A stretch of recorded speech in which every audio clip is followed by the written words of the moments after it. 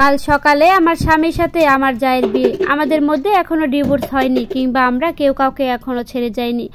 আমার বিয়ের বয়স 10 বছর হতে চললো। এই 10 বছরে এখনো আমার কোনো সন্তান হয়নি। এই 10 বছর হতে চললো, কিন্তু এখনো আমি মা হতে পারিনি। সমস্যাটা আমার নয়, সমস্যাটা আমার স্বামী। আমার স্বামীকে অনেক ডাক্তার দেখিয়েছি, কিন্তু কোনো লাভ হয়নি। বিয়ের 2 বছর পর যখন ডাক্তারের কাছে যাই, তখন জানতে পারি আমার স্বামী কখনোই আমাকে মা হওয়ার পূর্ণতা দিতে পারবে না। আমার স্বামী যখন শুনতে পেয়েছিল সে কখনোই বাবা হতে পারবে না, সে অনেক কান্না করেছিল, আমাকে জড়িয়ে ধরে বলেছিল, তুমি আমাকে কখনোই ছেড়ে যেও না, আমি তোমাকে কখনোই মা হওয়ার পূর্ণতা দিতে পারবো না। একটা সন্তানের জন্য তুমি কখনোই আমাকে ছেড়ে যেও না। এমনকি সেই দিন সে আমার পা পর্যন্ত ধরেছিল। সেই দিন আমার স্বামীর কান্না জড়িত মুখ দেখে আমার অনেক বেশি মায়া হয়। আমি আমার স্বামীকে ওয়াদা দেই, আমি আমার স্বামীকে ছেড়ে কখনো কোথায় যাব না। এরপর থেকে চলতে লাগলো আমাদের সংসার। আমার শাশুড়ি মা আমাকে পছন্দ করে তার ছেলের বউ করে এনেছিল।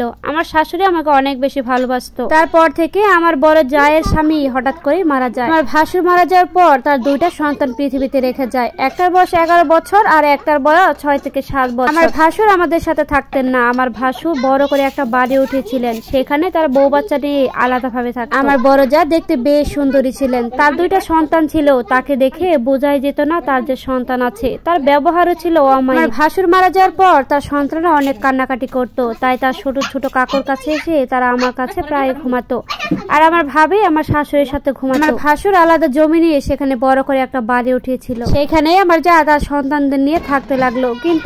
কিন্তু আমার স্বামীর জন্য ছোট বাচ্চারা অনেক বেশি কান্নাকাটি করতো। আমার শাশুড়ি মাঝে মাঝে গিয়ে আমার জায়ের বাড়িতে থাকতো। আমার ভাসুর চলে যাওয়ার পর আমার ভাসুরের ছেলে মেয়েরা আমার স্বামীকে অনেক বেশি ভালোবাসতো।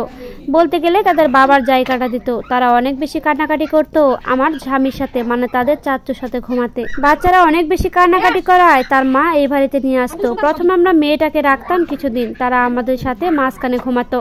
তারপর যখন ছেলেটাও কান্নাকাটি শুরু করে, তখন আমাদের ঘরে এরকম জায়গা ছিল না। আমার খাটটা ছিল খুবই ছোট, 4 জন একসাথে থাকার মতো জায়গা ছিল না। তাই তার চাচু তাদের 2 জন ছেলে মেয়েকে নিয়ে উপরে ঘুমাতো, আর আমি মাদুর বিছিয়ে নিচে একাই ঘুমাতাম। আমার ভাসুর যখন জীবিত ছিল তখন তাদের ছেলে মেয়েরা আমার স্বামীকে ছোট আব্বু বলে ডাকতো, কিন্তু ইদানিং খেয়াল করলাম ছেলে মেয়েরা আমার স্বামীকে আব্বু বলে ডাকে। তারা আমার ঘরে থাকায় আমি ঘরে জায়গা না পেয়ে অন্য রুমে ঘুমাতাম, কারণ আমি নিচে মাদুর বিছিয়ে ঘুমালে আমার একটু সমস্যা হতো, তাই আমি অন্য রুমে গিয়ে ঘুমাতাম। এভাবেই আমার স্বামীর সাথে আস্তে আস্তে দূরত্ব তৈরি হলো। এভাবেই কেটে গেল 1 বছর। 1 বছর যাওয়ার পর আমি দেখতে পারলাম আমার শাশুড়ি আমার সাথে আগের মতো আর ভালো ব্যবহার করে না।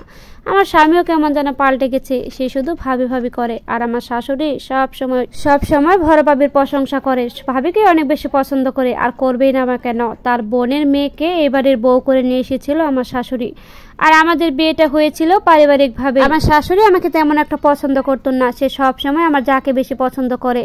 তারপর তারা সবাই মিলে হঠাৎ করে আমার জায়ের বাড়িতে চলে যায়, কারণ আমার ভাসুর যে বাড়িটা বানিয়েছিল সে বাড়িটা ছিল অনেক বড়। সে বাড়িতে গিয়ে আমার জায়ের সাথে আমার শাশুড়ি থাকতে লাগলো, সাথে তার 2 ছেলে মেয়েকে নিয়ে আমার স্বামীও সেই বাড়িতেই থাকতে লাগলো। আর এই বাড়িতে আমি পড়ে আছি একা, কারণ এখানে আমার অনেক গবাদি পশু ছিল, সাথে হাঁস মুরগি ছিল। আমি এগুলোই দেখভাল করতাম। মাঝে মাঝে আমার স্বামী এসে আমার সাথে দেখা করে যেত। এভাবেই চলতে লাগলো বেশ কয়েকদিন। তারপর থেকে আমার স্বামী সপ্তাহে 1 বার করে এসে আমাকে বাজার করে দিয়ে যেত। যদি বাজার করার পর আমি কখনো তাকে বলতাম একটি রাত আমার সাথে থেকে যেতে, সে তো থাকতোই না, বরং আমার কথা শুনে আমার গায়ে হাত তুলতো। এরপর থেকে একা একাই আমি এই বাড়িতে থাকি, তারা খোঁজও নেয় না। রাতে মাঝে মাঝে আমার অনেক বেশি ভয় করে, কিন্তু কিছু করার নেই। তারপর থেকে আমার স্বামী আমার খোঁজ তো দূরে থাক, আমাকে যে সাপ্তাহিক বাজার করে দিত সেটাও আর করে দেয় না। মাসের পর মাস, বছরের পর বছর কেটে যেতে গেলে তারা আমার আর কোনো খোঁজ খবরই নেয় না, না শাশুড়ি আর না আমার স্বামী। হঠাৎ করে একদিন আমার স্বামী আর শাশুড়ি আমার বাড়িতে আসে আমার সাথে দেখা করতে। আমার শাশুড়ি এসে আমাকে যে কথাটা বললো তা শোনার পর আমি নিজেকে ঠিক রাখতে পারছি না। এই কথার জন্য আমি নিজেকে আসলে প্রস্তুত করতে পারলাম না। আমার শাশুড়ি আমাকে বলল, শোনো, তোমার তো কখনোই বাচ্চা হবে না, আমি চাই আমার স্বামীর সাথে তোমার জায়ের বিয়ে দিতে। আমি চাই আমার বড় বউয়ের সাথে আমার ছোট ছেলের বিয়ে দিতে, কারণ আমার বড় ছেলের 2টা বাচ্চা আছে। পর আমার শাশুড়ি আমাকে বলে, তোমার বিয়ের কাবিন ছিল 1 লাখ টাকা, আমি তোমাকে 3 লাখ টাকা দেবো প্রয়োজনে, আর যদি না হয়, তোমার কোনো সমস্যা না থাকে, তাহলে তুমি এই বাড়িতেই থেকে যেতে পারো। আমার শাশুড়ি বলল, সবকিছু জেনে শুনে যদি তুমি মানিয়ে চলতে পারো তাহলে তুমি এখানে থাকতে পারো।